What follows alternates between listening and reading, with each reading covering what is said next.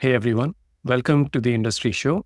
I'm your host, Nitin Bajaj, and joining me today is Neelam Chhiber. Neelam, welcome on the show. Hey, nice to be here, Nitin. Thanks so much for having me on the show. Pleasure is all ours. So let's start with who is Neelam? Yeah, Neelam is a product of a very secure upbringing, a wonderful mother and father, which really allowed me the ability to take a lot of risk, a wonderful husband, children, in laws. So that's really who make me who I am. Plus, I think being born with a certain inbuilt sense of mission. A lot of people have asked me where my sense of mission came from. I think this is something we carry from past lives. I frankly believe in that. And of course, going forward, my education, I'm a designer. I was just telling someone yesterday, I got the world's best design education at National Institute of Design. Okay. And that really taught us how to problem solve and how to look for solutions. And therefore, there's huge learning and growth from the communities we worked with on the ground, who've always given us much more than we could ever give them. So that's what makes Elam, yeah. So true. And having known you for a bit, I think there's a big dose of humility mixed into all of that. So thank you for being you. Thank you for your passion for the causes you help serve. And would love to have you tell us what industry is, why you started it, and a little bit about the impact you and your team have been able to create for our community. Yep. So industry, as the name says, it's the tree of Indus, it's the tree of life. Yeah, you know the name well. Yeah, since you have the URL in the US for it. So we think alike in that way, at least. And yeah, my work started 40 years ago, but I think as an entity, we started 30 years ago. And we built a blended finance model because we've realized that when we want to serve communities on the ground, which is basically India's largest workforce in the artisanal sector, which I call the creative production sector, and it's linked to farm communities because historically our farm communities always did non-farm work. They never just depended on that one single monsoon. So now we work in farm and off-farm sectors, and our whole job is about how do we create opportunity for 200 million of these people. Yeah, India has the world's largest smallholder farming community and the world's largest living creative production workforce. Okay. So we work with these communities, and as a designer, I got into this to build solutions, and basically that's what industry does. Yeah, yeah. It's been a while, several decades of pure passion that has gone into this, and you've touched several lives in a positive way, and you've helped expand and bring not just livelihood, but a lot of in the process. Because for a lot of them, this is their livelihood, and they're not making enough in most cases. But with this, with industry, you've been able to give them much bigger markets and access to things that they did not have before. So thank you for doing all of that. I'd love to hear from you in solving other people's challenges. What is the one big challenge you face? Frankly, the 40 years of this, where we've had to look for models that can exponentially scale, because we cannot talk about 100,000 people, or there are 200 million people out there, right? That we really need to touch. Mhm. So the biggest challenge has been finding how exponential scale can happen in a very true and real way without just throwing out numbers. The numbers say that we've impacted 600,000 lives, right? We have ensured that the communities we work with, their incomes have gone up at least 3 times, right?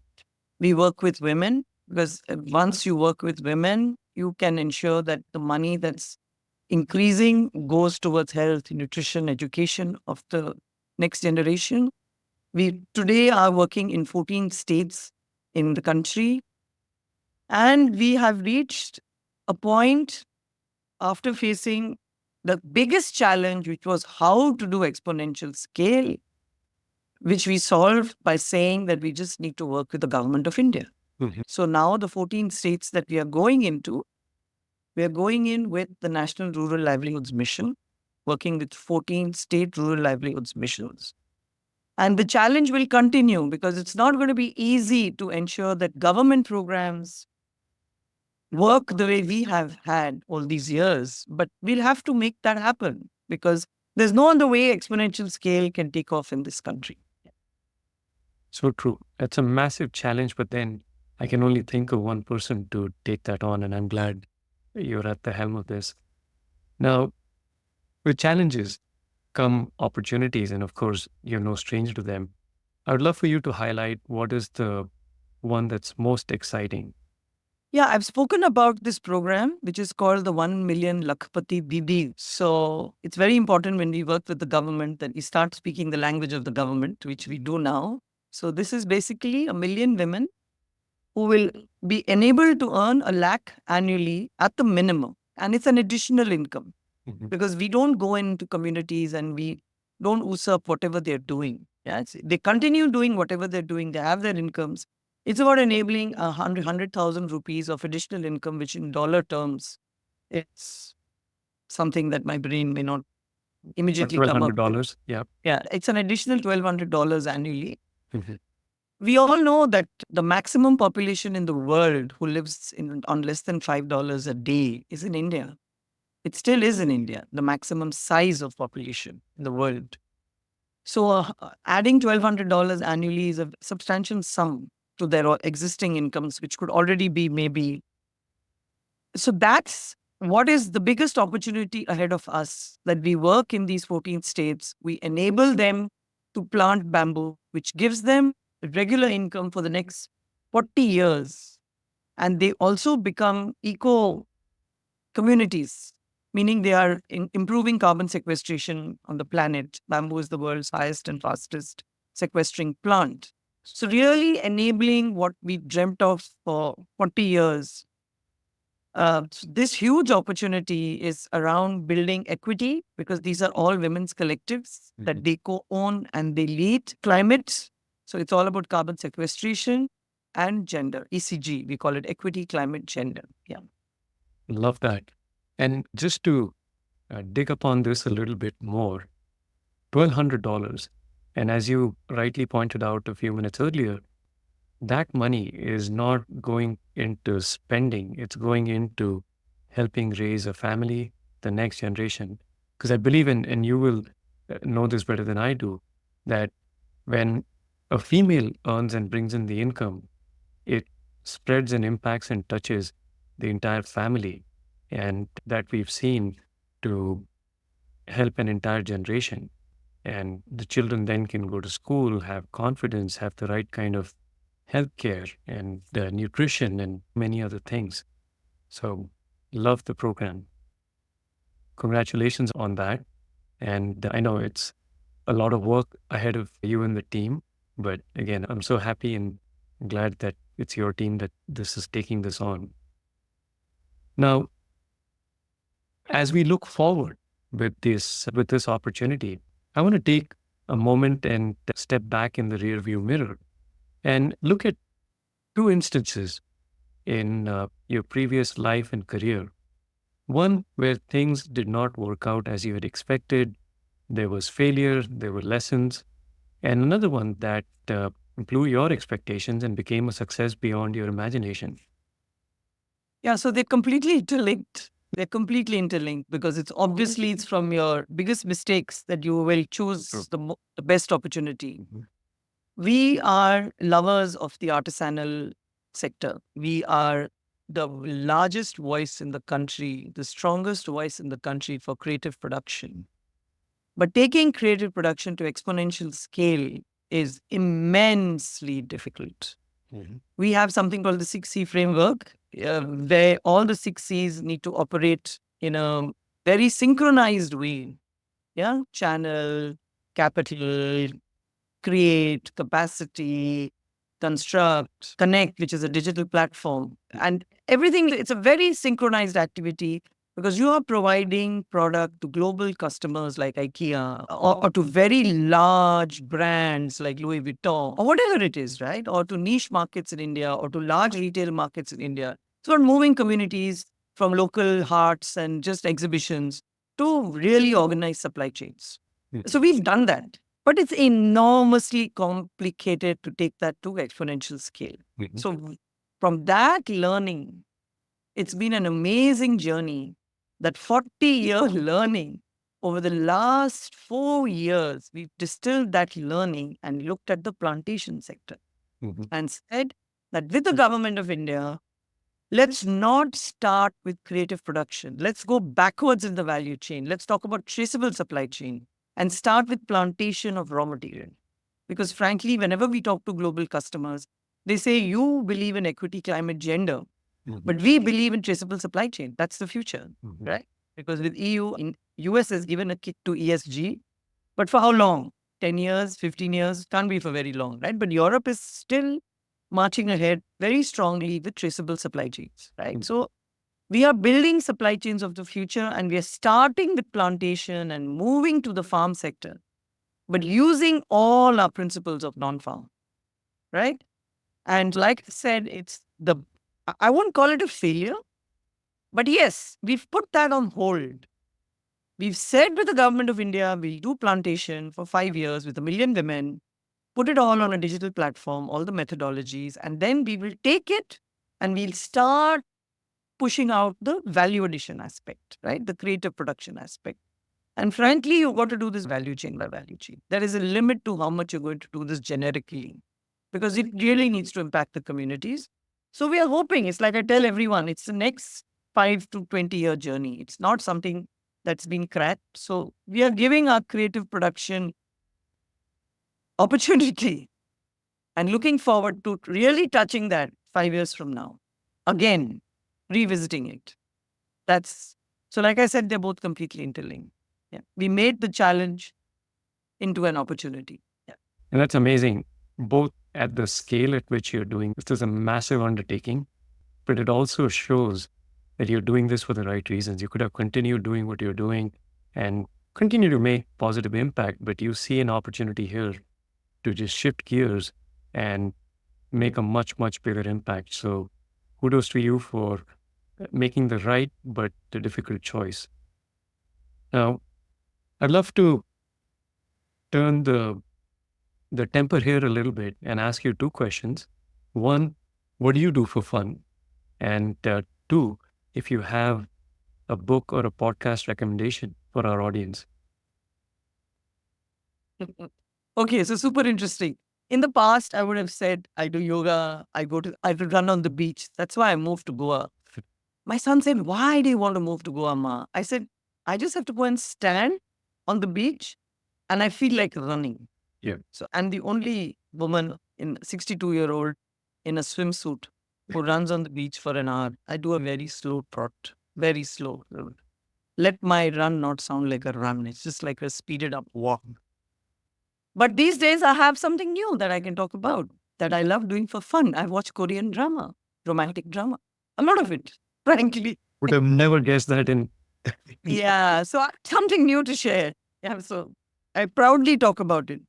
At any meeting I go to, I always find out, and believe it or not, there are tons of people who love Korean drama. So that's where I am at right now. Yeah. Hollywood is just busted. Hollywood, Bollywood is gone. It's over. I had heard of K-pop, but this is the first time I've heard about Korean drama. So that's a new thing for me. My daughters would love to hear that. I'm also not very sure they should hear this because then they will want to see it. Yeah. And on the books and podcast, okay. So you know what? I used to read heavily when I was younger. I'm a product of my reading, right? But I don't think I've seriously read a book for the last 20 years. I flip through them. My husband loves books. My house is floor to ceiling with books. Let's not talk about that. But I like reading smaller things. So I used to be a great fan of Granta. I used to read a lot of Granta because they're short excerpts and stories in Granta. Now, you know what? I've discovered a wonderful replacement. Believe it or not, I read Washington Post and New York Times and Economist. These three. So I read. There was a wonderful article in the Post last week. It's called The Cannery. It's an opinion. And I read the opinion pieces. It was phenomenally well written. It was beautiful. So, yeah, so that's what I do. I just scroll these things. I look for something interesting to read, and that's what I read. In terms of reading, that's what I'll tell you. I will not say that my three biggest Bibles are today the Yoga Vashisht, the Bhagavad Gita, and Ramana Maharishi's book, Be As You Are. So I'm not going there. So that's very serious reading. So that's it.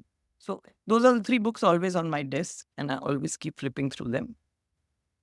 And on the, you said podcast. Yeah. So I am digitally challenged. I listen to podcasts with my sons. So I love spending time with my 33-year-old and my 31-year-old. And when they are driving, I love going on drives with them. And then they listen to podcasts and I listen to their podcasts. So that's where I am on podcasts. Yeah. I love that one, you live vicariously through them. So their tastes and everything, you get a flair for that. Two, you have an avenue to tap into the age-old wisdom that we have around us. And three, and the most interesting thing is, I know one person now that is getting something positive out of a newspaper or the whole news cycle around us. So very cool. Now, on to my favorite part of the show. We call it the one-line life lessons. Would love for you to share some of your life lessons with us. Yep. So for this, I made a very small note, but I remember most of them. So first and foremost, I'm just a product of try and try till you succeed. That's it. Okay. Number one. Number two, give your family as much time and yourself as much time as you give your work. As much as time as you could equally distribute it, please do that. You came empty-handed into the world, you will leave empty-handed. Yeah, and ensure you are at least with one person who's dying in front of you in your life. It will change you because you will see a spirit leave a body and that person not taking anything with them. It's very important to see it with your own eyes. Build strong teams. That's the only legacy you have. The people you invest your time in. You have no other legacy.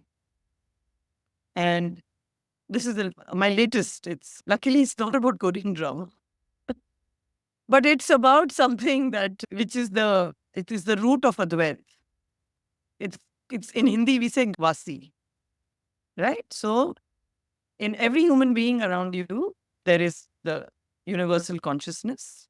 It's helpful if you can start looking at it that way, and you will feel less anger, you will feel less pain, you will feel less hurt. So I think I've started learning this after 60. I wish I'd learned it much earlier. So that was it. Yeah. Thank you for sharing the wisdom. We now, thanks to you, are learning it much earlier, much sooner, and hopefully some others out there even earlier than I am. Neelam, thank you again for sharing your journey and your story, your life lessons, but most importantly, for sharing your life and helping give back to the community. And I don't even think you do that to give back. This is what you've done. This is what you've known. And you do it with all your passion and vigor. So thank you for being you. Really appreciate it. And had an amazing time sharing your journey with our audience. Thanks, Nitin. I enjoyed myself too. I love doing this once in a while because it's really nice having a nice chat like this. Thank you so much.